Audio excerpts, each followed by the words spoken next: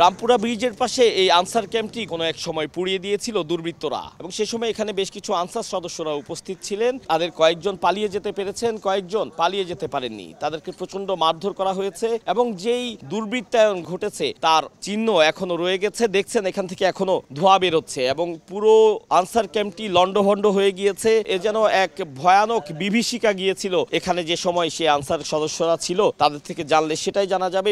লোকজন ঢুকছে, ঢুকে যে আগুন দিছে, এগুলোতে যার যেটা পাইছে ট্যাঙ্ক ভাঙে টাকা পয়সা যা ছিল সব লুট করে নিয়ে গেছে। কালকে যারা এই কাজগুলো করছে একজন কেউ কি আপনার দেখে মনে হচ্ছে যে তারা ছাত্র? কালকে যেগুলো কাজ করছে আসলে অরিজিনালি কিন্তু তারা ছাত্র না। দুর্বৃত্তরা কোনোভাবেই তাদেরকে ছাড় দেয়নি, এমনটি এখানের যে প্রত্যক্ষদর্শী আছে তারা আমাদের জানিয়েছে। তারা এনে রাখছিল এখানে এই যে সুররা সন্ত্রাসীরা এই গন্ডগোল যারা করছে এগুলিই তো রাখছে এখানে। টুকাই পোলাবেন আছে না, যে বাপ নাই মা নাই, হালা রাস্তা চুরি করে রাখ বইরা এডি ওরা করছে।